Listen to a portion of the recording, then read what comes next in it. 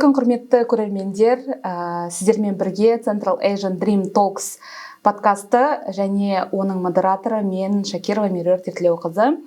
Бүгін біздің студиямызда қонақта Әл-Фараби атындағы Қазақ ұлттық университетінің халықаралық қатынастар факультеті, халықаралық қатынастар және әлемдік экономика кафедрасының доценті Ермекбаев Әділбек Алпысбаевич. Ағай, қош келдіңіз біздің подкастымызға. Бүгін сізді әртүрлі тақырыптарда, жалпы Иран, Ресей, Түркия мәселелері бойынша сізбен бірге сұхбаттасуға шақырып отырмыз. Алғы сөз айтып жіберсеңіз, көңіл күйіңіз қалай жалпы? Жақсы, күшті. Құдайға шүкір, болады. Басыңыз. Сұрағың болса, енді алғы сөз болғанда не айтайын? Қазіргі болып жатырған геосаяси жағдай туралы сразу бастап кетеміз бе, әлде вступление бір нәрсе өзіңіз? Жоқ, баяғыда бір еркін форматта. Біздерде Әбдірахманов деген бір мұғалім бар еді, тарих факультетінде. Сол әрбір лекциясын бастаған кезде, кафедра дейді ғой, жаңа лекцияда кафедрада тұрады, алдында сол трибунаға шығып, сол лекциясын бастаған кезде тарс еткізіп, столды бір қояды, айтатын жалпы жағдай қиын деп. Сол кісіні енді мына ұрмай ақ қойып, жалпы айтқан кезде жалпы жағдай қиын. Қазір таяу шығыста болып жатқан оқиғалар, бұрындары біздер жаңағы Назарбаевтың заманында қой үстіне боз торғай жұмыртқалаған заман дейтін бе, сондай заман деп көп нәрсені байқамаппыз, бірақ мына қазіргі болып жатқан күрделі өзгерістер кезеңінде, ол мейлі қай әлемнің қай түкпірі болатын болса да, бәрі келген кезде экономика тығыз байланысты, саясат байланысты, сондықтан ол бізге де үлкен әсері бар. Сондықтан мынау таяу шығыс, оңтүстік Кавказда болып жатқан оқиғалар біртіндеп жаңағы бәрібірде біздің саясатымызда, біздің халықаралық немісте позициямызға да үлкен әсері бар. Оны өткенде өздерінде көріп отырмыз. Енді 28 ақпан күні, қыстың соңғы күні, жаңа болған шабуыл кезінде Иранның жаңағы рухани жетекшісі, мемлекет басшысы, былай келген кезде рахбар Аятоллаға шабуыл жасалды, сол қайтыс болды. Қасында бірнеше жаңағы жоғарғы шенді адамдар болды. Сол күні Американың ракетасы, қазір мойындағысы келмейді, бірақ Американың ракетасы мектепке түсті. Мектепте 170-ден астам адам қайтыс болды. Оның көбі 6 жас пен 11 жас аралығында қыз балдар. Бұны енді кешірім сұрайтын да жөндері жоқ. Американың енді жаңағы осының бәрін көріп отырған кезде Қазақстанның енді бір саясатына сын деп айтпай ақ қояйын, көп векторлы деп айтамыз, бірақ енді осы кезде бір көңіл білдіре алмауы сәл алаңдатты да. Енді сол кезде ойладық, мүмкін Қазақстан бүгін тіпті Трамп билеп жүр ғой, көрдіңіз ба жаңалықтардан? Енді ол билейтіні билейді, ол саясатқа келместен бұрын да билеген адам, ол жасыратын ештеңесі жоқ. Қазір кезде бұл Америка үшін қиын жағдай. Қиын дегенде не? Бұл соғыс ойдағыдай план Б деген бұларда болған жоқ. Бұл бір планмен істеді. План А, соққы береміз, жоғары басшылық өледі. Екінші күн, үшінші күн соққы болады. Жаңа тағайындалған жаңа басшылардың бәрін өлтіріп шығамыз. Сонда орта шенді екінші, үшінші деңгейдегі бастықтар қалады. Олар жаңа бір-бірімен байланыстар үзілгеннен кейін халық көшеге шығады да, вилаяти фақих дейді, Иран Ислам Республикасын төңкеріп тастайды деген сондай ниетпен тек бірақ план болды. Бір А деген план. План Б деген болған жоқ. Енді Иранда соғыстың бірінші күндеріне төтеп беру ең үлкен қиын жағдай болған. Шынымен де жаңағы бүкіл әскери басшылар, саяси басшылар, барлықтар айырылып қалды бірінші күні. Сонымен даже қарап отырған кезде бір ойлайтын, шынымен де мынау бір дестабилизация болатын шығар, әртүрлі нелер көбейіп кетті. Жаңағы Бахрейнге шабуыл, Иракқа шабуыл, жаңа біреу Нехичеванға кірді деді. Жаңа Турцияға қарап ракета атылды деді. Мен сонда бір ойладым, бір хаос болып отырған шығар. Жаңа Иранның ортақ басшылығы жоқ, әрбір жаңағы жергілікті командир жаңа ракетаны қай жаққа атса ату керек. Жаңа бұрышқа тығылған аң жаңағы не дейді? Әйтеуір ата беру керек деп. Сондай не деп, бірақ негізі қарасаң бәрі үлкен бір енді Бұл спланирован дайын болған нәрсе екен. Базаларға бағытталған Иә. шабуылдар ғой, иә. Жаңа өзіңіз аузыңыз айтып кеттіңіз, Қазақстанның осы мәселелер болып жатқан кезде көңіл айта алмай қалатындығы кішкене деп Енді жалғастырмай мен қалдыңыз. айтайын деген мынау кейбір жаңағы не ғой, адамның парызы ғой, көңіл айту кімге болса да. Мысалы біз енді оған көңіл айтпай дейтінде Иран мен Қазақстан арасында бір текетірестік болған емес. Иә. Иран Қазақстанға бір қарсылық білдірген емес, қауіп төндірген емес. Сондықтан енді бұл ренжіп жаңағы бұл кезде мынандай мына кісі бүйтіп етті, жаңа не деді, тірісінде араласпаған кезде өлгеннен кейін өкіріп жылаудың қажеті жоқ деген сияқты айту өте ондай дәреже емес. Нейтралды былай келген кезде прагматикалық саясат, екі жақта да әрине санкцияға түскен Иран біздер үшін қиындау болды. Енді бұл жерде көп векторлы деген кезде мынау шабуыл жасалып жатқан араб елдеріне көңіл білдіруі, осының артынан Иранның елшісі өзінің сұхбатында Қазақстан президенті, Қазақстан билігі бізге андай көңіл білдірген жоқ, мүмкін жаңағы демалыс күндері болып қалған шығар деп сол жуып шайғаннан кейін артынан барып жаңағы кім Әшімбаев барып кіріп шықты. Одан кейін біздерде мына жердегі елшілікке кіріп бас консулдыққа бардық. Бас консулдыққа сол кезде мына Алматыдағы да сыртқы істер министрінің өкілдіктері олар да келді. Сол артынан не қылды, бірақ енді қарап отырсақ, бұл соғыста Әзербайжанда қасындағы кеше шабуылға ұшырап жатқан Оманның басшылықтары да барлықтары көңіл айтты да. Енді осындай кезде Қазақстанның егер екі жаққа да үндемей қалса, онда не жоқ. Бірақ именно мынау араб елдеріне соларға пікір білдіруі, мен ойлаймын, сол анау Трамптың жаңағы Совет мира? Соған жақындауы, сосын жаңа мынау Ибрахим келісімдер дейді, Авраамский соглашение. Менің келесі сұрағым как раз осы мәселелер. Соған жақындаудың несі болды ма? Мүмкін жаңа бір қыспақ ретінде көрді ма, или мүмкін жаңа Иран үкіметі болды, төңкерілді, бұдан кейін жаңа көңіл айтудың қажеті жоқ деген сияқты осындай ой болды ма екен? Білмеймін ғой, мүмкін шынымен де жаңағы сыртқы істер министрлігінде жаңағы демалыс күндеріне байланысты бір қағазда дайын болмай қалған шығар, енді оны да ескеру керек қой, енді ол барлық адами фактор. Енді осы сәл бір өзінің саясатымызда бір сын сияқты болды да. Егер екі жаққа да көңіл айтатын болсақ, онда айтуға да баяғы Назарбаевтың кезінен қалыптасқан жаңа көп векторлы саясат, ешкімге бауыр бұрмаймыз деп. Сондай деп қабылдауға болады, бірақ енді бір жақты қабылдап, екінші жағын айтпай, ертесіне жаңағы ресми білдіріп, көңіл білдіріп, бірақ көңіл білдіруінің өзінде де жаңағы араб елдеріне шабуылды тағы қоса айтып кеткендігі сәл нелеу болды да, ыңғайсыздау деген сияқты ғой. Түсінікті. Енді қазір барлығы айтып жатыр ғой, әлеуметтік желілерде де, түрлі эксперттерде, яғни Иран тікелей біздің шекарамен шектеспесе де, Каспий арқылы біз көрші мемлекет болып есептелеміз, иә. Яғни осы Ирандағы болып жатырған ситуацияның барлығы Каспий арқылы бізге қалай әсер етуі мүмкін, немесе аймақтық қауіпсіздік архитектурасы жалпы қай бағытқа қалай өзгеруі мүмкін? Қалай ойлайсыз? Енді бұл жерде бір қазір көріпкелділік емес, бір екі сценарий деп айтсақ болады. Бірінші сценарий, егер шынымен де мынау қазір соғыс Американың және Израильдің жаңағы коалициясы дейді, солардың егер бұл нәтижеге жетіп жатса, онда әрине Иранда билік ауысады. Бірақ енді Пехлевидің келуі екіталай нәрсе, өйткені ең бірінші соққы болған күні жаңағы Пехлеви қуылған шақтың баласы. Бірақ ол кісі қазір әлеуметтік желіде өте белсенді. Енді дәмесі бар ғой. Сосын артынан ресейлік екі жаңа пранкер бар ғой, Вован и Лексус деген.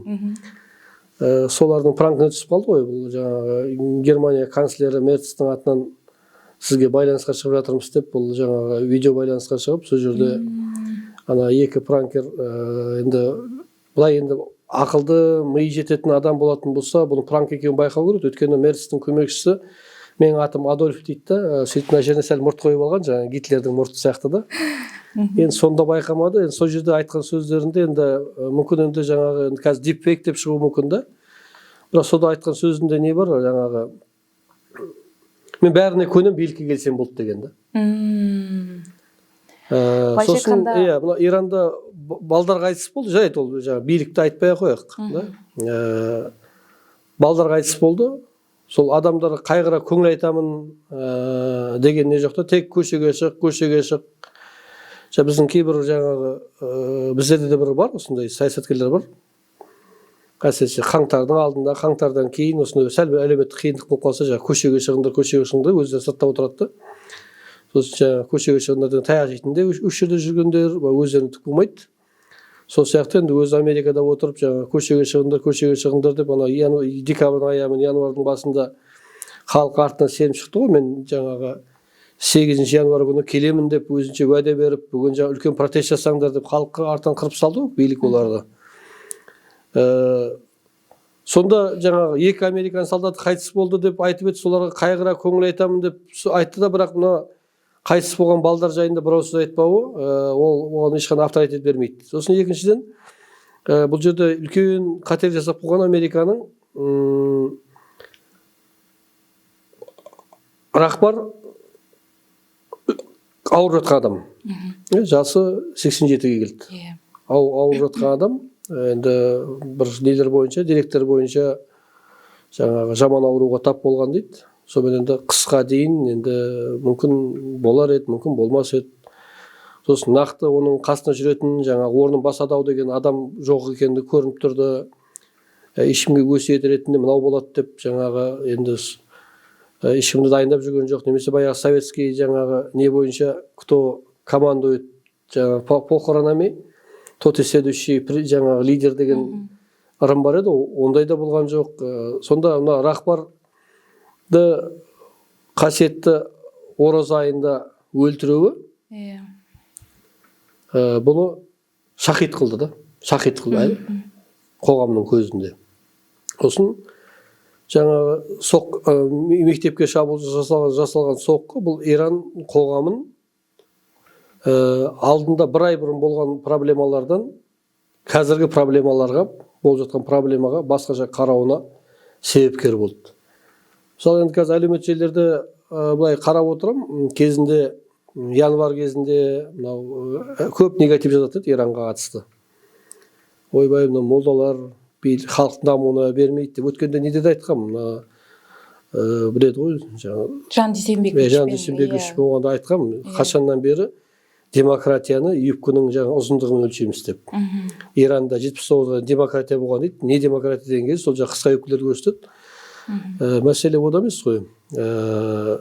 Пехлевидің кезінде де жаңағы танец на костях, ол да халық аштан қырылып отырған кезде әйелі мадам дефицит болып, жаңағы кезінде Франция тарихында бар ғой.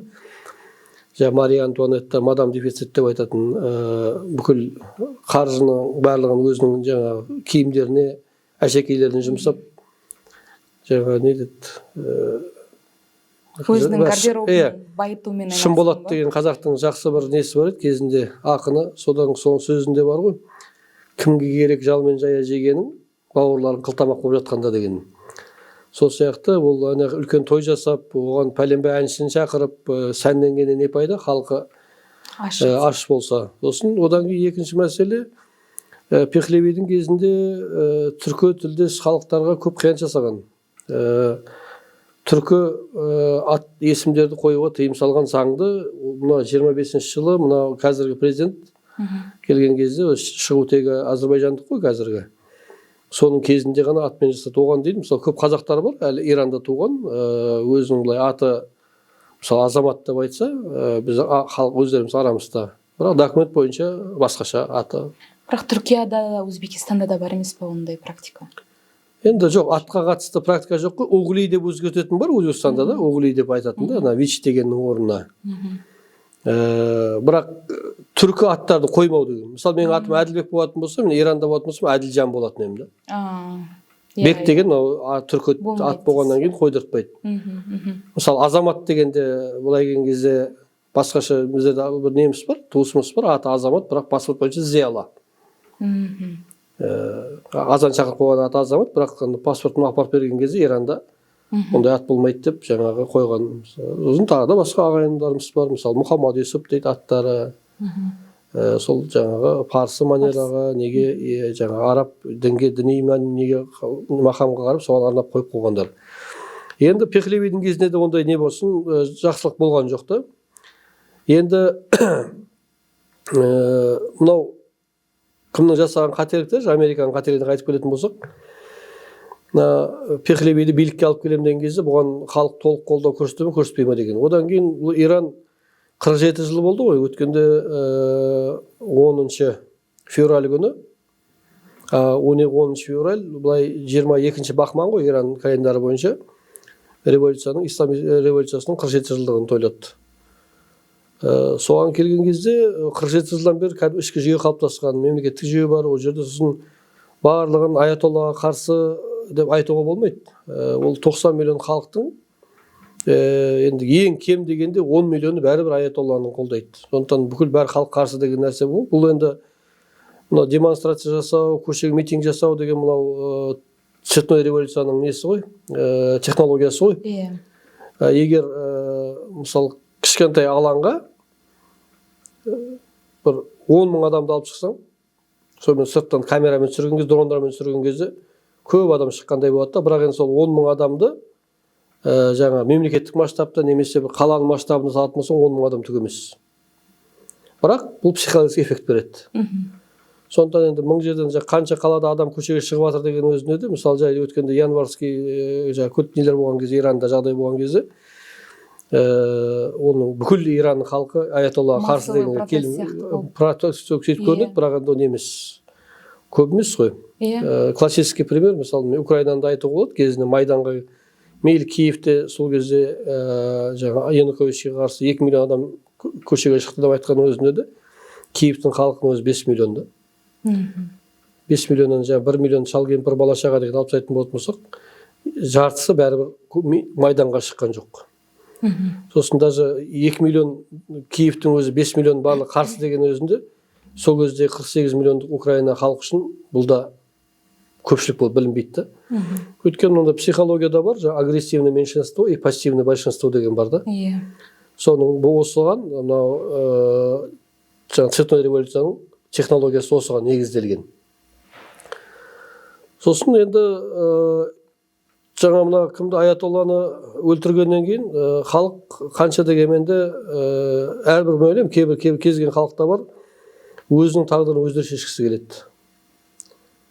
Анау не айтады, аузы қисық болса да өзің жаңағы басшың болған дұрыс деп айтады ғой қазақта да. Сонда келген кезде ол сырттан алып келген біреуді бәрі қаламайды. Ол ішкі жағдайды білмейді, не болып жатқан. 47 жылдан бері ол Иранды көрмеген адам не болып жатқандарын білмейді. Сосын мысалы көптеген дезинформация болды. Мен де мысалы осы кезде протесттер басталып жатқан кезде, как раз сол жақта жүрдім, Турцияда болған кезде, сол ирандықтармен сөйлескен кезде ирандықтар айтатын еді, жаңағы біздерді көшеде хиджабпен жүргізеді. Хиджабсыз жүрсе, сен жаңағы полиция ұстап алады деп айтатын еді.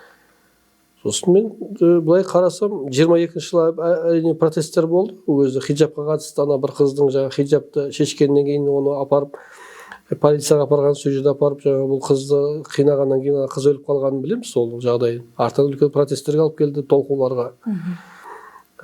Кейіннен мысалы енді жаңа қазір әлеуметтік желілерде көп қой, жаңағы travel блогер дейсіңдер ғой, солардың соларға қарай Иранның көшелерін сүрген кезде қымтанып, оранып жүргендерді көрмейсің жаңағы деп. Сосын бір адамдардан сұрасам, ирандықтар айтады, жоқ, ол 2 жыл болды, мынандай шашыңды, хиджабыңды аңдып жүрген адам жоқ. Мен сізге өзімнің оқиғамды айтып берейін. Менде де то же самое представление болды, то что ирандықтарда, яғни никап киіп жүру керек, хиджаб киіп жүру керек деген сияқты.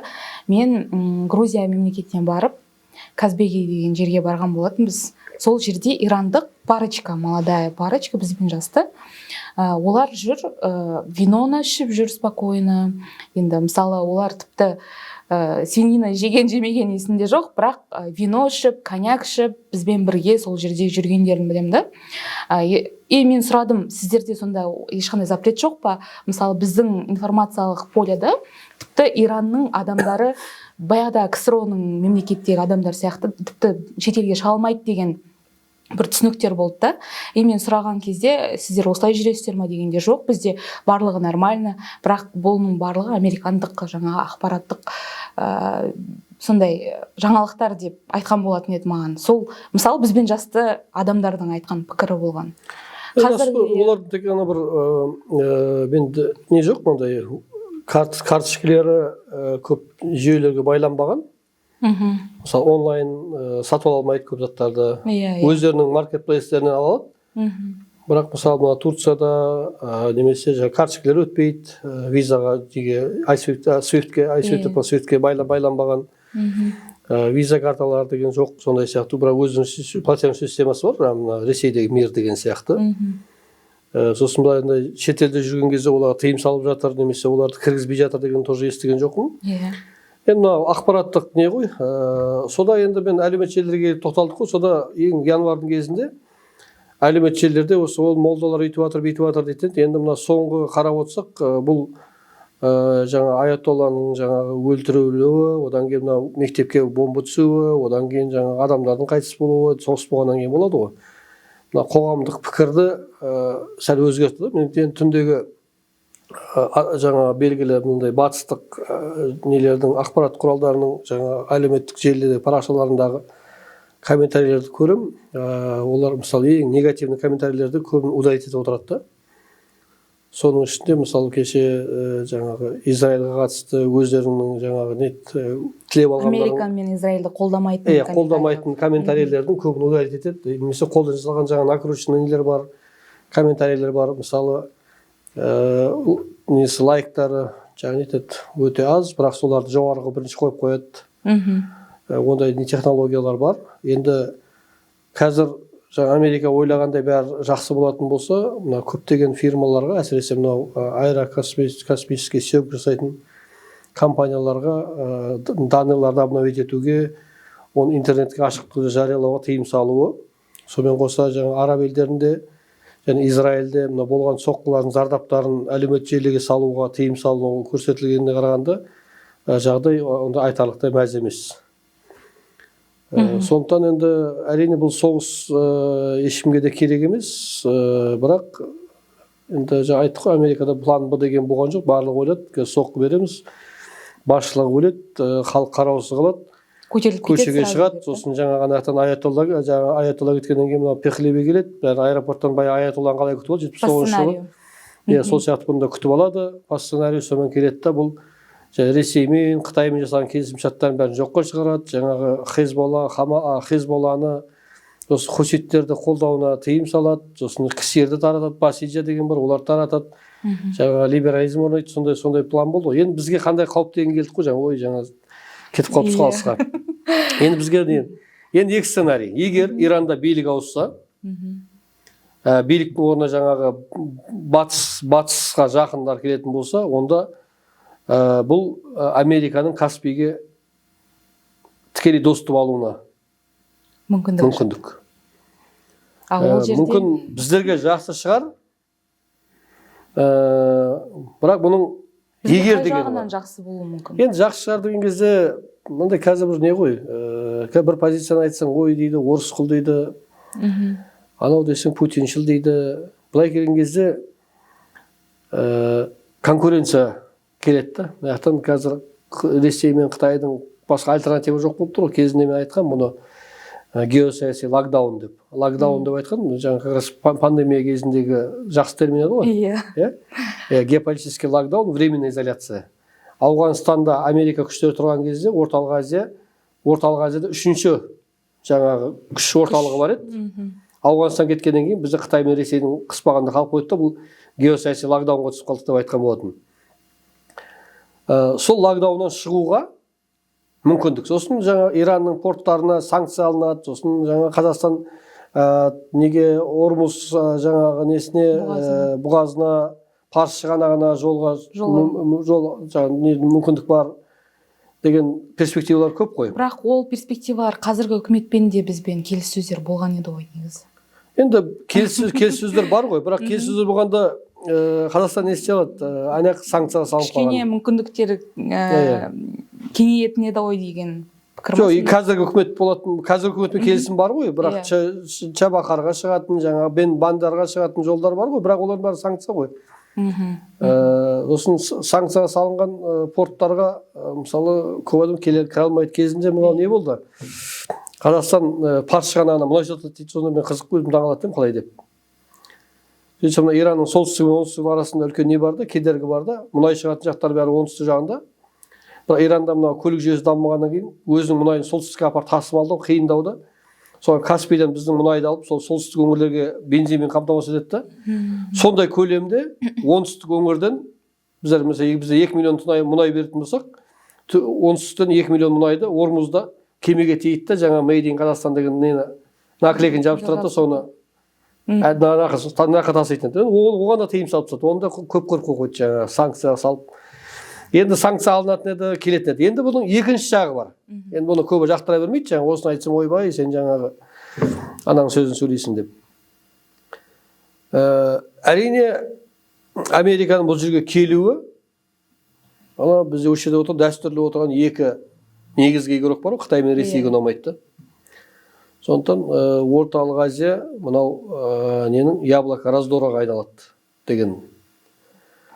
Өйткені анау неге келген кезде, Иранға келген кезде уже бүкіл жаңағы Орталық Азияның барлықтарына, Орталық Азия деп болса Қазақстанға тікелей не бар ғой, теңізбен шығатын жол. Түркменстан нейтралитеті бар, одан айналып өтетін шығар. Бірақ былай келген кезде мына жағы неге жақында болады, Ауғанстанға жақын болады, жалпы регионға жақын болады деген сондай сценарий. Осының екіншіден, екінші сценарий, егер билік қалатын болса, онда сәл жағдай қиындау. Қиындау дегенде не? Мен ұнасын бір нәрсе айтайын да. Мынау ғылымда афразийская зона нестабильности дейді да. Мынау солтүстік Африка мен мынау таяу шығыстың бәрін бір регион ретінде. Бүкіл проблема сол жақта болады да бая. Сол жерде Турция бар, өзіндік идея, өзіндік мақсаты бар, араб елдері бар, Израиль бар, Америка мақсаты бар. Соған біз араласпай тұр едік, ортада Иран бөліп тұр еді біздерді. Бұл буферный зона ретінде. Енді Иран кетсе, ана жақтың проблемасы біздің проблемасы айналады. Ол жақта болған миграциялық процестер бар, ана қоғамның дүмшеленуі бар. Сол процесстерден Иран бізге фильтр етті деп, өзім позициям да. Сосын айтамын да, зачем нам влезать в эту афразийскую зону нестабильности деп айтамын да. Мысалы, Турцияның позициясы күшейген кезде, әрине, мысалы, Ресей мен Қытайға қарсы қоюға болады, бірақ Турцияның келген кезде ол өзіндік саясаты бар. Онда Турция мен Иранның да саясаты бір жерден шықпайды. Онда біз Иранға қарсы не қылу керекпіз. Мысалы, кеше көріп отырған мен ойлаймын, осы мына соңғы Трамппен болған кездесулердің әсері шығар деп, жаңа кеше Иранға да көңіл айтпау деп та. Енді өзім сондай бір ойлап көремін, бірақ ондай емес шығар енді. Сосын әрине мына түркі интеграциясының күшеюі бұның жақсы шығар. Осы жерде түркі интеграциясына өтпестен бұрын, мысалы Иранда қазір біздің білуімізше біраз қазақтар тұрады, иә.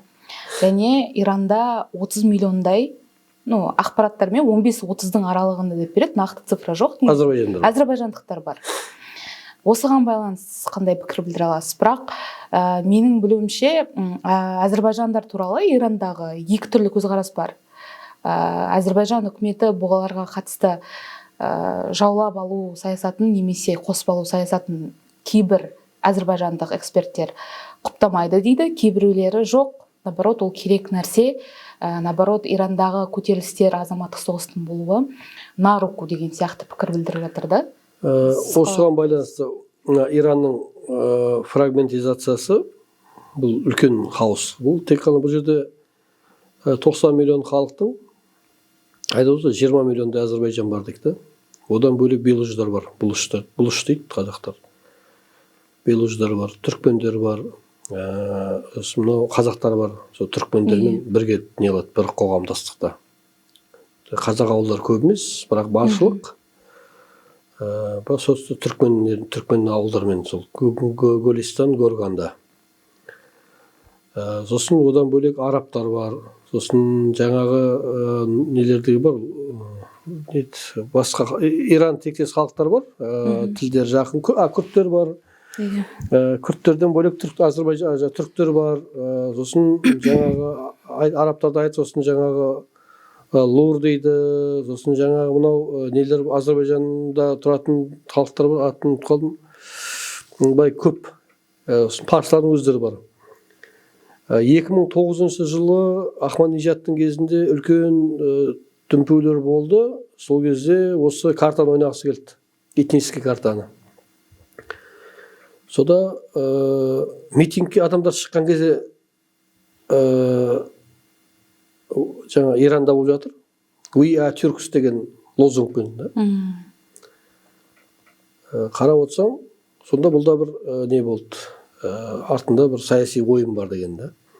Енді фрагментизация бұл әрине бұл СССР тарап кете алмайды. Өйткені бұл Иран үкіметі кім келсе де бұны қолдан жібергісі келмейді. Бәрі соғыс болады. Сосын одан тек қана әдемілеп бөлініп кетпейді. Оның ішінде араласып тұрған жерлер бар, даулы жерлер бар. Сосын азамат соғыс болуы мүмкін. Ол поток миграцияға алып келеді. Бұл енді жаңағы басқа да одан бөлек Игил Хорасан деген бәле бар. Олардың позициясы күшеюі мүмкін деген сияқты. Сондықтан бұл үлкен дестабилизация біздер үшін керек емес. Енді Азербайжан жағдайы қалай деген кезде, мен осыған байланысты азербайжандық эксперттермен сөйлескен кезде, Ирандағы азербайжандардың саны Азербайжандағы азербайжаннан көп қой. Иә. Ол бір. Сосын Ирандағы азербайжандар аналарды Бакинский республика деп қарайды. Южный Азербайжан, оңтүстік Азербайжан ретінде қабылдайды. Сөйтіп қабылдайды. Сосын бұны қосып алу деген нәрсе енді былай әдемі, может быть, звучать, но бірақ баяғы заман емес қой. Ол экономикалық, оның интеграциясы бар, одан кейін ментальность бар.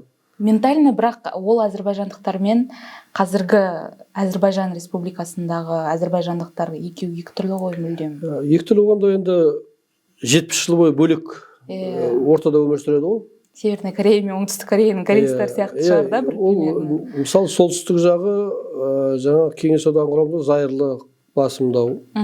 Оңтүстік жақтарда да ояқтардан бәрі діндар деп айтпаймын, бірақ оларда бөлек көзқарастар. Сол сияқты мынау Азербайжан мен түріктер екеуі бір жақынбыз деген өзінде де. Азербайжандар айтпай ақ қой, мына түріктер бар, неде Аджарияда тұратын да. Ортасында граница бөліп тұр, Грузияда тұратын түріктер бар, мына Турцияда тұратындар бар.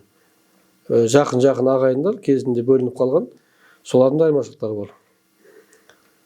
Сондықтан енді уақыттың өтуімен мүмкін елатшы, бірақ ол үлкен интеграциялық жол. Қазіргі кезеңде біреудің территориясын біреуге тартып қосып алып беру деген, егер ол заңдастырылатын болса, онда әлемдік қауымдастық Қырымда да, Донбасты да мойындау керек болады. Хаос. Сондықтан бұл үлкен таяу шығыстың өзінің проблемасы бар. Ол араласпайын айтайын дегенім, түркі несі алып келатырмыз ғой, интеграциясында.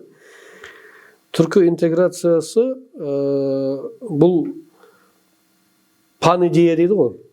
Кезінде бір халық едік, бір тілде сөйлейміз деген нәрсе, бұл интеграцияның негізі бола алмайды. Өйткені мен білмеймін, келіспейсің бе, бірақ Маркс дұрыс деп ойлаймын да, негізі адамның асқазаны ғой мәселені шешетін. Экономика. Сосын мақсаттарда. Егер экономикалық прагматизм болмаса, пайда көрмесе, халықтар бір-бірімен қосыла бермейді. Ешкім өзінің суверенитетін біреу үшін бермейді. Сондықтан 20-ға жуық араб мемлекеттер бар, бір тілде сөйлейді. Енді бар, айырмашылықтар бар, бірақ енді бір алфавит қолданады. Біздерде қазір алфавит өзгертейік деп жүр ғой. Бір алфавит қолданады арабтар. Бірақ интеграцияға жақын емес қой. Кезінде Латын Америкасында, Бразилиядан басқасының барлығы испан тілінде сөйлейді. Неге? Жаңа Иберийский союз деп құрғысы келді, ол да іске асқан жоқ. 19 ғасырда панславизм деген идея болды. Славян халықтарының бірлігі деген. Қазір қарап отырсаң, Ресейдің, Чехияның, Словакияның, Словенияның, Хорватияның тулары ұқсас қой, Сербияның. Бұл жаңа қызыл, көк, ақ цвет, бұл панславизмнің белгісі. Славян бірлестігінің. Неге олар құралмады? Енді нағыз интеграцияның нағыз ең идеальный моделі, ол Европалық одақ болатын болса, ол жерде кириллицаны қолданатын халықтар, латиницаны қолданатын халықтардың бірге өмір сүріп жатыр. Тілдер бір-біріне ұқсаспайтын, бөлек дінде ұстанатындар интеграция құрып жатыр. Бұл жерде не экономикалық мүдде. Ал егер экономикалық мүддең бір-біріңізге жаңағы сай болмаса, онда бұл одақ ол жақсы неге жақсы дамымайды. Одан кейін тағы бір айтып берейін, жаңағы сен сөзін бөлейін тұрған көп байқадым. Осының тағы бір мәселе, жаңағы прагматизмге байланысты. Бұл жаңағы экономический союз орталық Азияда екінші проблема туындатады. Когда жаңағы Central Asia Dream деп жүрсіңдер ғой өздерің. Бұл жерде бесеуін айтасыңдар да. Ал Түркі одақ келген кезде Тажикстан выпадает. И былай астын тереңдетіп қазатын болсақ, түркілік бірлік Тажикстан үшін қауіп. Кезінде Махмуд Құдайбердиев деген этникалық өзбек Эмомали Рахмонға бүлік көтеріп талап қойды осындай этникалық негіздегі. Бұл Ауғанстанға ұнамай Талибан үкіметіне. Қазір Талибан үкіметі мынау Кандагардан, Газни, Гардезден пуштундарды жоғары жаққа көшіріп жатыр, солтүстікке қарай. Өйткені солтүстікте тұратын өзбектер, олар жаңағы осындай кезінде Дустумистан деп айтатын еді, 4 провинция жаңағы. Абдурашид Достум деген өзбек генералының, ауғандық өзбек генералы, соның провинциялары деп айтатын еді. Бұл Қытайға жақпайды, өзен бесін Шыңжаң бар. Бұл Ресейге жақпайды, Сібір мен Поволжье бар. Енді Сібірді былай алып тастасаң да болады, ояқтан да немес, негізгі Поволжье мен Кавказ мәселесі. Бұл Иранға жақпайды. Бұл Арменияға жақпайды. Сонда бұл түркілік интеграция дегеніміз этникалық модельден экономикалық модельге, немесе экономика белдеуге ауыспаса, бұның бізге қажеті қанша? Бұл түркілік модель Түркиядан келіп жатырған интеграцияны айтып отырсыз ғой сіз. Ал орталық Азияның интеграциясы сонда түркілік болып жатыр ма сонда? Негізінде ол түркілік емес қой идеясы негізі. Идея емес қой. Енді мысалы қазір орталық Азия жаңа 5 мемлекетті қазір соны айтып жүрміз ғой. Бірақ төртеуі түркілік деп айтқыңыз келіп тұр ғой. Төртеуі түркілік қой. Сол жаңа осы жерде пантюркизм күшейтетін болсақ, онда Тажикстанмен не қыламыз? Тажикстанға не қылатын болса, онда су мәселесі шешілмейді. Су мәселесі шешілмейді, шекара мәселесі туындай береді ғой. Сондықтан бұл экономикалық белдеуге айналмай интеграция мүмкін емес. Интеграция мүмкін емес. Сондықтан бұл жерден жаңағы этникалық негіздерді алып тастау керек. Тарихи, мәдени. Тарихи, мәдени, жаңағы өркениеттік дегендердің барлықтары былай қағаз жүзінде қала беріп, бірақ екі мемлекет, мысалы Европаны алып қарайық та, Европадағы кіші мемлекеттердің ұлы мемлекеттермен интеграцияға түсу кезінде оларды айту мүмкін ғой, біздің жаңағы енді Люксембургтың туы жер бермей қала ма не деген сияқты. Сонда замен олар не алып отыр? Олар мысалы Германиядан инвестиция бір не болғаннан кейін Еуропалық одақта инвестиция алады. Ал немістер үшін бұл не керегі бар? Бұлар олардың нарығына досты болады. Сонда анау да риза, мынау да риза. Win-win стратегиясы ғой ол жақта жұмыс жасап. Білмеймін, ағылшынша білмегеннен кейін білмеймін ғой айтып отырғандарымды. Екі жағы да пайдалы отыр. Түсіндім ғой, просто жаңағы не болсын деп отырғанмын ғой. Енді бұндай келген кезде орталық Азияда мысалы Қазақстан Тәжікстанға не беруі мүмкін, Тәжікстан қандай өзіне пайдалы болуы мүмкін? Интеграция барған кезде. Мен не үшін жаңағы мен сонша жыл аңсаған тәуелсіздігімді мен бір неге беріп қою керек екенмін, одан пайда көрмесем деген принцип қой. Сондықтан экономический прагматизм алдыңғы орынға шықпай, мынандай пан идея негізінде құралған одақтардың барлықтары неге түп алып келген. Шығыс Еуропа елдері неге Ресеймен интеграцияға бармайды? Себебі ол жерде мәселе Путинде емес. Анау Германия бұрын өзінің олардың езгілеп басқарып келген Австрия, Германия мен солармен экономика жағынан қарым-қатынас жалғастыра берген тиімді болып тұр ғой? Тиімді. Чем жаңа бауырлас ар жағымызда жаңа 15 атадан жаңа қосыламыз орыспен дегеннен гөрі. Мен соны айтқым келеді да, бұл экономика белдеуге айналмай, мынандай жаңа ортақ алфавит деген нәрсе керек. Ортақ алфавит жазғанда мысалы айтайық, француз бен неміс екеуі бір алфавит қолданады. Латын алфавитін қолданады. Бірақ әркім өз тілінде сөйлейді. Әркім өз тілінде сөйлейді ғой. Ол не керегі бар онда?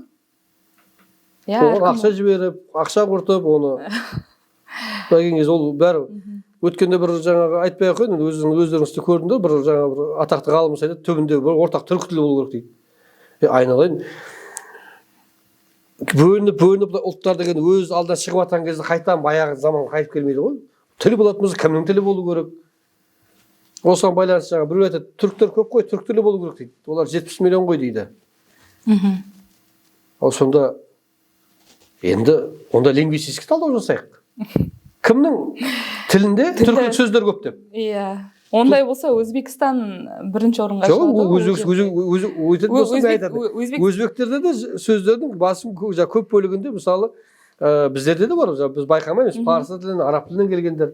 Осыған байланысты интернетте бір жазып қойыпты жаңағы. Енді қазір былай дерексіз, дәйексіз бірдеңе айта беретін мода болып кетті ғой. Қазақ тілінде пәленбайдың сөзі бар, оның дейді пәленбай арабтан келген, 30% арабтан келген, 20% жаңа парсыдан кірген, 10% орыстан кірген, 80% па? Сондай деп жазып қойған ғой. Сонда біреу жазып еді, комментариясында ата-бабамыз мұқа болған ба деп та. Барлығы кірме сөздерден құралады қазақ тілі деген секілді қылып айтып қойған ба? Сол сияқты ол келіскен интеграция, ол жаңа бауырлық деген ол жақсы нәрсе, бірақ бір-біріне пайда келмейтін болса, жаңағы Тұран армиясы деген мен тағы бір нәрсе айтатын, мынау мейлі жаңағы Тұран армиясы тек біздер жаңағы Қытай Түркиядан шығып жатырған. Жоқ, Турциядан деп негізі бар ғой. 2009-ға дейін түркілік одақ анау-мынау дегенде вообще айтқан емес Турцияда да. Ердоғанның саясатында Ердоғанның саясаты ол таяу шығыс. Уже 0 проблем с соседями деп таяу шығыспен не болады. Біздер қоймаған 2009-да жаңа 2008-дегі неден кейін Грузия, Абхазиядан кейін барып Нахичеванда жиналған кезде өзіміз көтердік қой. Мына Евразиялық одақта өзіміз көтердік. Орыс та бізді күткен жоқ. Орыс өзі таңқалды, вы че деп бізге қаратты. Негізі бұл жердегі көп инициативалардың барлығы Қазақстаннан шығады ғой, негізі тарихқа көз жүгірсек. Енді бұның плюсы да жамандай бергенде ғой, плюс айтып берейін да. Өйткені Евразийство келтіріліп тұр ғой, нешін 94-те Назарбаев айтты дегенде.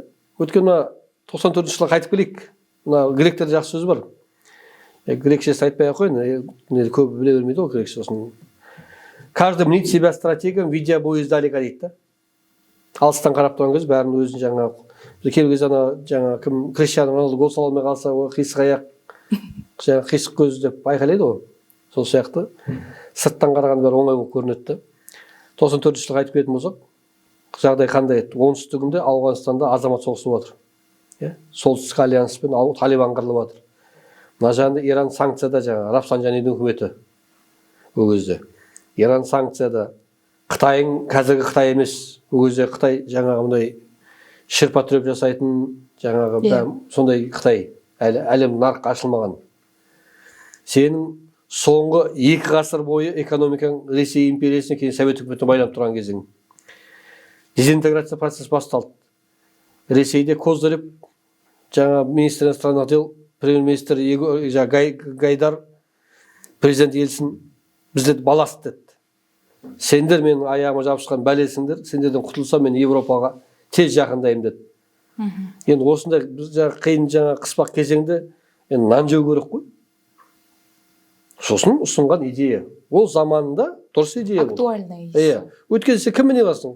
Қытай бұрынғыдай Қытай, қазір Қытай емес. Оңтүстігің ана сәлде ораған бір-бірімен қырылып жатыр. Мына жағында Иранның санкцияға түсіп жатыр. Кавказда Азербайжан, Арменияның дау шешіп ол жерде маршрут деген әңгіме жоқ ол жерде.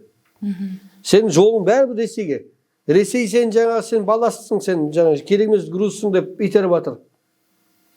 Ресей өз шешінемен өзімен қырылып жатқан кезеңде. Осы кезде айтылған идея ғой, Евразиялық деген бұл жерде Гумилевтен туындайды ғой, бұл жаңағы көшпелі халық пен отырықшы халықтар жаңағы үнемі соғыса берген жоқ. Оларда кезінде жаңа дейді, бір келін дейді, баласын тастап кетеді екен да енесіне. Тойға кетіп баратса да, сен кемпір шаршайды екен, сосын баласы жылайды екен, барам деп та. Сөйтсе келін айтады дейді, жаңа баласына, пәленбай деген адам өліпті, соның жаназасына баратырмыз деп баласы тастап кетеді екен ғой. Бар болмайды деп. Сөйтіп бір күні енесі айтады дейді, ой келінжан, күнде адам өле бермейінше анасында үйленетін шығар деген сияқты ғой. Сол сияқты ана жаңағы көшпелі халықтарды советский не еді ғой, идеология еді ғой. Жаңағы марксизм ленинизм бойынша отырықшы халықтар более мәдениеттілеу, ол более прагматик дамыған, көшпелі халықтар жабайылық. Бұл европоцентризмнен туындайды. Оны қарап отырсаң жаңағындай Игра престоловта да жабайы халықтар, көшпелі халықтар білесің ба? Сосын мынау жаңағы Властелин колесте де орки дегенде көшпелі халықтар білесіңдер ма? Гундабад деген атаудың өзі Гундабад деген жаңағы алған кез парсы сөзі ар жағы. Анау благородный халықтар, европалық тектестер, эльфтар, жаңағы мынандай жаңағы гондор дегендер барлықтары былай келген кезде европалық нәсіл халықтар деген бұл европоцентризм. Сол заман кезінде Гумилев айтқан болады, көшпелі халық пен отырықшы халық тек қана соғыса берген жоқ, арасында да совместный брак болды. Бұны идеяны арғай жалғастырып, жаңағы кім Олжас Сүлейменовтің жаңа Игорь Полков жыр деген кезде бұны әлі күнге даулайды, ойбай автор түркі жоқ, мәселе авторлық емес. Ол жерде айтылатын нәрсе, бұл жырда орысша да славян тілде сөздер қатар келіп жатыр. Значит, бұл орта, мен қазір екеуміз сөз отырмыз, мен значит деген сөзді қолданып отырмын. Сен түсініп отырсың сен. Сен эгер деп мен жөндеп отырған жоқсың, әгәр деп те жаңағы парсылар сияқты да. Сен жөндеп отырған жоқсың. Енді сонда бұл билингвистикалық орта да, бұл сөзді мыналар да түсініп отыр. Қай кезде түсінеді? Егер қоян араласып отырса. Бұл соның бел көрінісі деп көрсеткісі келді Назарбаев. Осындай не бар, экономикалық қарым-қатынастар үзбек деп. Өйткені қиын қыстау кезде, сондықтан енді қазір жаңағы жығылғанға жұдырық демей ақ қояйық, бірақ сол заманда дұрыс идея болды да. Осы мүмкін қазірде бұл дұрыс идея болатын шығар еді. Бірақ ары қарай империялық саясат болып кетті, жаңағы соғысып кетті деген сияқты ғой. Сондықтан бұл да прагматизмге негізделген еді. Жарайды, менде мынандай сұрақ бар еді. Жалпы біздің түсінігімізде оңтүстік Кавказ ол Грузия, Армения, Әзербайжан, иә. Бірақ қазіргі таңда әзербайжандықтар осы оңтүстік Кавказ аймаққа біріктіріп тастаған ғой енді осы мемлекеттер. Бірақ былай қарасаң, үшеуі үш түрлі бағытта дамып жатырған, үш түрлі мәдениет отказываются, короче, ол оңтүстік Кавказ деген бір ұғымнан бас тартқысы келеді. Сол себепті С6 форматына біз өтіп жатырмыз деген сияқты пікір білдіріп жатыр. Бұл жерде, яғни то же самое, мысалы түркілік бір мемлекет, получается, орталық Азияның интеграциясына келіп қосылып жатырғандай бір түсінік бар. Енді кесіп айтпай ақ қояйын, сені көңілдерінен қалдырып. Бұл географический атау. Географиялық атау. Сондықтан оны қалай ма, қаламай ма, Кавказдың оңтүстігіне екендігіне тек былай жер шарбай айналып кетіп. Бәрі айналмайды ғой дейсіз, ол география өзгермейді ғой. Бұл география. Мысалы, таяу шығыс деген кезде немене, ренжіп қалып, қиыр шығыс деген кезде кәрістер ренжіп қалып, біз неге қиыр шығыс деп атайсыңдар? Ол географиялық атау. Міне орталық Азия деп. Ал біз айтты кіндік Азия деп айтыңдар, жаңағы әдеби тіл деген сияқты. Мәселе ол бір. Екіншіден, тарихи тұрғыдан елге Азербайжанда болып жатқан процестер, Кавказда болып жатқан процестер, орталық Азияда болған процестердің бәрі қатар араласып болатын болса, онда С6 формат деп айтуға болады еді. Ал бізде ол жақта Азербайжан, оңтүстік Кавказда болып жатқан процестер Иран мен Осман империясының арасында болып жатқан мәселелер еді. Орталық Азияға қатысуы шамалы еді. Тек қана ажырамса тіліміз бір деп айтпасақ, бұлай енді тарихи процестерде Әзербайжан мен Каспий арқылы ғана болып жатыр ғой. Жоқ, дұрыс қой, Каспий арқылы болады ғой. Бұны жаңа Ришеледе сол заманда қалыптасқан кезде естественный граница дейді ғой. Табиғи шекара, теңіз арасын бөліп тұр, ана жағында басқа жамы, мына жағы басқаша дамыды. Сондықтан орталық Азия деген кезде біздер тарихи тұрғыдан келген кезде Ауғанстанмен көп қарым-қатынаста болды, тығыз. Нежели с Южным Кавказом. Былай келген кезде. Азербайжан еді ғой, Южный Кавказ жағы. Ол жерде жаңа Грузияда бар. Кеше жаңа бір пабликтерде жүр ғой, жайдан айтпай ақ қой, неге байланысты, лезгинка деген қайдан шықты дегенге байланысты. Жайдан ұлтаралық неде туындырып кетуі мүмкін. Келген кезде соңғы Ресей империясы келгенге дейін қарым-қатынасты қарайтын болсақ, Орталық Азия мен мынау Оңтүстік Кавказ как раз 15 ғасырдан кейін байланыстары бәсеңдеген болатын. Өткен бұлар Кавказ, Азербайжан жағы Иранның құрамында болды, Персияның құрамында, кейіннен жаңағы келісім бойынша Ресейге өтіп кетті олар 19 ғасырдың басында. Ал Грузиялар Осман империясының құрамында болды, енді ол Ресейге жаққа ауысып кетті. Ал біздер өз алдымызда бөлек хандықтар болып тұрды, біздер бөлек жойылдық, біздер не басқаша принциппен болды. Сондықтан енді С6 форматы жақсы ғой, ол жақсы. Бірақ мен ойлаймын, бұның да артында үлкен геосаясат жатыр. Жаңа кімнің құлағы көрініп тұрғаны белгілі, артында С6-ге әкеліп байлап, С6 келген жерінде ар жағында уже жаңағы таяу шығыста бір мемлекеттің құлағы көрініп тұр, бірақ оның ар жағында тағы үлкен бір жаңағы теңіздің, мұхиттың ар жағында жаңағы мемлекеттің құлағы көрініп тұр да. Ол біз жоқ, С6 бола ма, 6 бола ма, 7 бола ма. Бірақ осы С6 деген форматта арасында болсын бір уже белгілі бір нәрселердің төңірегінде болу керек, біз этникалық принцип алып тастау керек. Этникалық принцип болатын болса, С5 болып қаламыз, без Таджикистан деген сияқты да. Сондықтан ортақ тағдыр экономикалық тұрғыдан, бір экономикалық аудан деп айту үшін ортақ тағдыр болу. Ортақ тағдыр дегенде экономикалық тұрғыдан. Экономикалық ортақ тағдыр. Тағдыр болу керек. Взаимозависимость болу керек. Сонда сосын былай келген кезде мүдделерімізде келіп тұру керек. Сонда бір регион деп тұтас деп айтуға болады. Қазір біздер біріктіріп тұрған С5 форматында 22-ден кейін айтып бастадық қой. Иә, 22-ден кейін. 22-ден кейін мына Ресей жақ жабылғаннан кейін ғой, иә.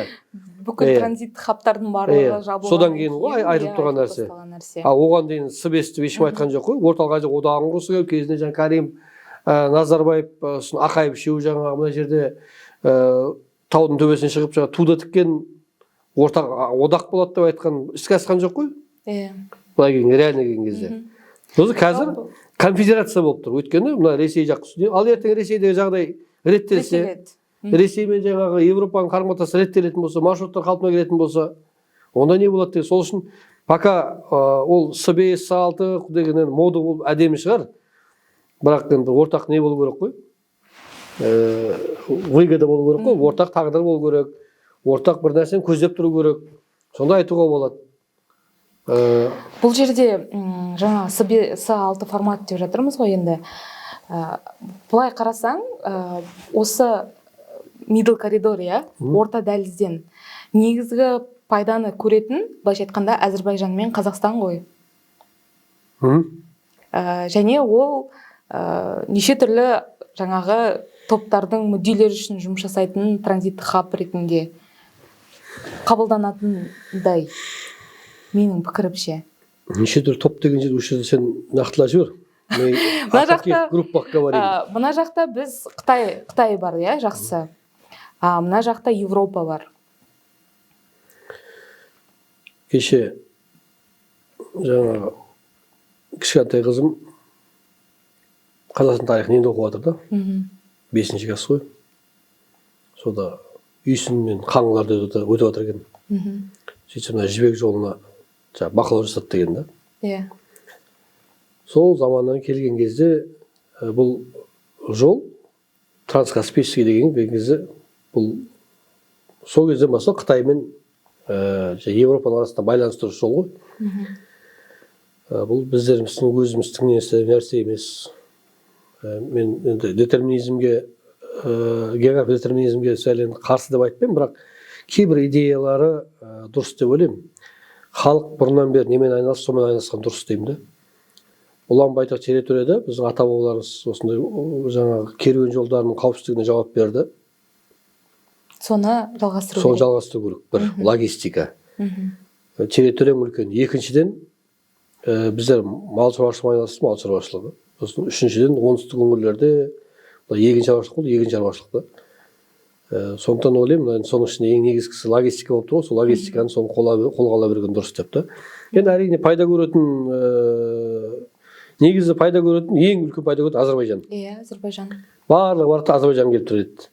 Баяқтан біз Түркменстан жақты өздеріне тартады, жаңағы Лазуритовый деп жаңағы Өзбекстан сояққа бұрғысы келеді деген сияқты. Қазақстан таба бәрін жетеді тасуға. Бірақ ол жақта Әзербайжан просто өзінің порттарының мүмкіндігін жақсартып қойған ғой, мүмкіндіктер жасап. Енді жақсартып қойды дегенге де енді сәл нелеу, енді ұшқар айтылған нәрсе. Жалпы келген кезде, енді сен қыз баласын айтпай ақ қой, бірақ мына ер адамдарда 40-тан кейін аденома деген ауру болады, простата дейді. Мына жақтан келген поток қысылып қалады қуықта. Сол сияқты ғой, Каспий это является аденомой простаты. Ол ар жағын кеңейте бер, мына жағын кеңейте бер, бәрібір географияны өзгерте алмайсың. Сен таудың төбесіне шығару, шығын. Ол Кавказ дегенде ол біздің немес қой, Қапшағай мен жаңағы Алматының арасындағы жер сияқты емес қой, үлкен тау, оны көтеру керек, оны үлкен шығын керек. Оны тұрбан салатын болсаң, жаңағы айта береді, өткенде бір адамдар неге түскен болсын дебатқа да. Сода айтады, Қазақстан дейді, мұнайын дейді, неге Монғолияға сатпайды дейді. Орта коридор қай кезде эффективный болады? Енді оны экономистер өздері сынға салып қарар. Егер альтернативный маршруттар болмаса. Өйткені бір ғана мұнайдың бағасын айтайын. Біздер КТК арқылы сатқан мұнай Новороссийскке барған кезде примерно $50 болады баррельге. Ал сол мұнайды Баку Тбилиси Жейханмен жіберсең, через срединный коридор. Ана жаққа барған кезде $70 шығады. $20 қымбат болады. Оны арғы тұтынушыға апарған кезде үстіне тағы қосылады. Егер Ресей мен Украинаның соғысы ары қарай жалғасып, немесе қарым-қатынастар қалпына келмесе, онда орта коридор не болады? Вложение жасауға болады. Ал егер ана жақтың жағдайы соғысып аяқталып, қарым-қатынас өзгеріп, немесе Ресейде билік басына басқа бір либералдар келіп, немесе батыстың көзқарастары өзгерген, кеше Иранға байланысты Ресейдің мұнайынан санкцияларды алып тастау керек деген үндеу шығып жатыр ғой. Енді осы жағдай болатын болса, орта коридорың альтернативный деп қарау, ол балама деп қабылдамайды. Это нам всякий случай запасной ход деп алып қалуға болады. Өйткені басқа нәрсең жоқ, өйткені географияға қатыса алмайсың ғой. Өйткені таулы аймақ, теңізден өтетін, біреулер айтады, көп кеме салу керек. Ол кемені салу үшін де ол жерге үлкен завод салу керек. Ал завод салған кезде ол завод бір асып кетсе, бір 30 кеме жасап, 40-50 кеме жасай алмайды. Өйткені тек сол төңіректегі елдер ғана ала алады ғой. Оны сен тасып, сен Сұлтан Мехмет емессің ғой, астына май жағып, құмнан сүйреп, жерорта теңізіне апарып тастайтын. Сондықтан бұл да ойлану керек. Осы ол жердегі танкерлерді үлкен көлемін үлкейту керек. Үлкен көбейтіп болсаң, асты тиіп қалады. Каспий теңізінің экологиялық мәселелері асты тиіп қалады. Одан кейін барып, оны егер сен кемен шығатын мүмкіндік болатын болса, Волгодонский канал деген бар. Соның шлюздардан сиятын болу керек. Бұл мәселе көп. Ол жерде мәселелер өте көп. Жалпы бұл сұрақтың жауабы бір нақты сөйлеммен жеткізу мүмкін емес қой негізінен. Бұл жерде бірнеше факторлар бар. Қарастыру керек, әлі шешімін таппаған, тіпті мемлекеттік деңгейде, аймақтық деңгейде шешімін таппаған. Бірақ бұның бір үлкен саяси плюсы Ресей біздің негізгі жолдарды Ресей арқылы өтіп тұр ғой. Ресейге бұл сигналды қиналсақ та мына жақтан кетерміз. Қалай да сатамыз. Деген. Біз саған ғана қарап қалып отырған жоқпыз деп. Осы мына Ресеймен болған дағдарыс, Украина мен Ресейдің арасында болған дағдарыс. Сол бізге өзіміз әлсіз жерлеріміз тұстарымыз көрсетті да. Сондықтан бүгін жоқ деп сауға болмайды, бірақ егер қалпына келіп жатса, сосын ары қарай салатын инвестиция салатын елдерде жоқ қой. Европалық одақ айтты, салам деп, инвестиция берем деп. Бірақ нақты қимыл болып жатқан жоқ қой. Қимыл болып жатқан жоқ. Одан кейін оны Қытай да оған салмайды. Өйткені ары қарай кеткен кезде Қытай не үшін сухопутный маршруттарды кеңейтіп жатыр? Өйткені мына теңіз бойына жүретін маршруттардың барлығы кеше Ормуз көрсетіп жатыр да. Былай кезде тәуелділікке түсіп қалып жатыр. Тәуелділікке түспеу үшін, құрлықты дамыту үшін құрлық маршруты Қытайға қауіп төндірмейтін мемлекеттердің территориясынан өту керек. Ал апарып жаңа Баку Тбилиси Жейханға қарай апарып Турцияға шығаратын болса, ол НАТО мүшесі. Оған Турция Мен Қытайда болған кезде бір-екі экспертпен сөйлескенде айтты, біз жаңа Трамптың жолы дейді ғой қазір.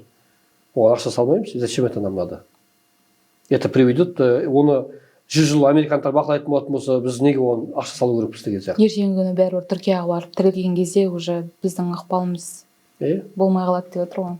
Енді мына жерде бұл тақырыптар әлі сіз біздің подкастымызға келеді деген үміттеміз, және біз ары қарай бұл тақырыптарды жеке тақырып етіп қарастырамыз деген үміттеміз. Бірақ мен бүгінгі подкастта Ресей мәселесіне қатысты бір сұрақ қойғым келіп тұр. Сіздің ойыңызша соғыс бітеді ме? Қашан бітеді? Және қалай болады? Так, бұл жерде соғыстың бітетіндігіне ешкімнің күмәні жоқ. Өйткені кез келген соғыс бәрі келісімшартпен аяқталады. Бұл соғыстарға жалғастыруға Европаның да шамасы келмейді. Кеше мынау Ирак газына бәрі Иранға байланыстыратын болсақ, мынау Иранда да кеше Трамп аяқ астынан жеңдік деп жариялап жүрудің себебі де бұл соғыстан тез шығып кеткісі келіп тұр. Өйткені анау болып жатқан шабуылдарға қарсы зымырандарды шығындарын орнын толтыра алмай жатыр.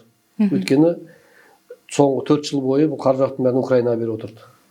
Ресейдің де бас алып кететін шаруасы жоқ. Бұл конечно жағдайы жоқ. Осы бұл соғыстың қазіргі 21 ғасырдың енді бір үлкен соғыстарының бірі ғой. Бұл айырмашылығы бұрынғыдай жаңа үлкен әскерлерді кіргізіп, жаңағы үлкен майдан ашып, жаңа Первый, Второй армия, Пәленбай фронт дейтін мынандай керек емес. Мелкий ДРГ-лармен жұмыс істейтін соғыс болып кетті. Сондықтан бұл соғыс әрине аяқталады, бірақ қазір қандай немен аяқталу керек? Әрине Украина бұған келіспейді. Кез келген Украина президенті осындай территориялық уступке жаңағы барған мемлекет бұл өзіне өз смертный приговорға қол қойды деген сөз. Ресейде бұл соғыстан шығып кете алмайды, еш нәтижесіз. Өйткені пәленбай адам өлді, ертең Путинге сұрақ қояды, за что мы умирали. Сондықтан бұл жерде северокорейский сценариймен, корейский сценариймен аяқталуы мүмкін. Бірақ ана жақта, мына жақта жаңағы екеуі де мүдделі келісімге келуге. Бірақ белгілі бір ойыншылар бар, араға түсіп тұрған, мүдде қозғап тұрғандар, жаңағы корпорация бар, Рейметалл деген сияқты, американ компаниялар бар, жаңағы қаржы жасап тұрған, солардың позициясына байланысты. Енді мынау кеше қазір болсын Ираннан кейін бұл процесс тездетіледі. Келісімге ертелі-кеш бәрі отырады. Одан кейін Европа қанша дегенмен таяу шығысқа тәуелді екендігін көріп отыр. Америка тәуелді екендігін көріп отыр. Ресейге бұрын тәуелді болды. Бәрібір келген кезде диверсификациялау үшін бәрібір Ресеймен қарым-қатынасты қалпына келтіреді. Уже Европалық одақта әңгімелер жүріп жатыр. Қазір енді жаңағы солшыл центристер ғой, Европалық неде отырғандар. Бірақ солардың іштерінде кейбір жерде, мысалы альтернатива де Германия деген бар, сосын жаңағы Роберт Фицон бар, сосын кім бар, Орбан бар, ертеңді білмеймін, қалама қалмай ма, сайлау өтпеді ме, не өтті Орбанда. Бірақ бұл соғыс шаршатты бәрін. Бұл стагнацияға алып келе жатыр. Сосын Европалық одақтың 2000-нан бері қарай тез дамуына үлкен себепкер еткен бұл Ресейдің арзан не алып отырды, ресурс алып отырды ғой. Ресейден арзан ресурс келді. Сосын таяу шығыстан жаңағы Үндістаннан арзан жұмыс күші келді. Соның үстінен көрген пайда көріп отырды ғой. Енді қарап отырсаң, жаңа мигранттан саны көбейіп кетті, арзан ресурс келмей қалды. Былай кезде Қытай товарларына конкуренцияға төтеп бере алмай жатыр. Мысалы енді кім ойлапты, қазір Европа нарығына келген кезде Қытайдың электрокарлары кіреді депті. Олардың тоқтату үшін Европа бұларға қосымша баж салығын енгізеді деп. Сонда қарап отырсаң, бұл соғыс аяқталады. Осы жыл енді жаз бола ма, күз бола ма, осының ары қарай енді белгілі болады. Сіздің болжамыңыз бойынша жазда немесе күзде бір қандай да бір келісімге келу керек. Енді Ресейге символично майға қарай аяқтаса деген сияқты. Бірақ оған аяқталмайтын шығар. Украина ішінде 22 маусым дейсіз ғой. Украина ішінде бұл көк неге қарай ұзаққа бара алмайды, өйткені бұл үлкен шығын. Ешкім қазір қарыз есептеп отырған жоқ. Қанша болып отырғандарын бұл ертең төленетін ақша. Сондықтан 27 жылға бармайды. Бәрі осымен ойлаймын, сол күзге дейін әйтеуір барлығы бітеді. Енді Ресей үшін оптимально майға дейін бітірсе деп ойлайтын шығар өздері, жазға дейін деп. Өйткені жазға қарай өте жаңа соғыс қимылдарын жүргізуге өте ыңғайлы кезең ғой. Украина қарсы шабуылға шығып, мүмкін жаңағы переговорда более выгодный позиция болу үшін деген сияқты. Мынау кезінде 22-ші жылда жазда Ресейге берген соққылар, кейіннен 23-те Курскке кіріп келген кезде берген соққылар ол жаз айларында болады. Сондықтан Ресей үшін жаз айларына дейін бітірген дұрыс деп ойлаймын. Дұрыс деп ойлайды өздері. Сондықтан бұл соғыс бәрі аяқталады ертелі-кеш. Жарайды, Дилбек Алпысбаевич, бүгін бізбен бірге осы подкастта болғаныңыз үшін сізге алғыс білдіремін. Және біздің көрермендердің алдында сізбен біздің подкасттарымыз әлі жалғасын табады деген сіздің келісіміңізді алып қойғым келіп тұр. Біздің әлі де болса түрлі тақырыптарымыз бар. Сізбен бірге осы алаңда пікірлесетін, сіздің жеке пікіріңізді білгіміз келетін тақырыптар өте көп. Сондықтан бүгін кеште бізбен бірге болғаныңыз үшін рахмет. Құрметті көрермен, осымен біздің подкастымыз аяқталды, және келесі кездескенше біздің қонақтарымызбен бірге болыңыздар. Біздің подкастымызға подписка, комментарий жазыңыздар, лайк қалдырыңыздар. Сау болыңыздар. Рахмет.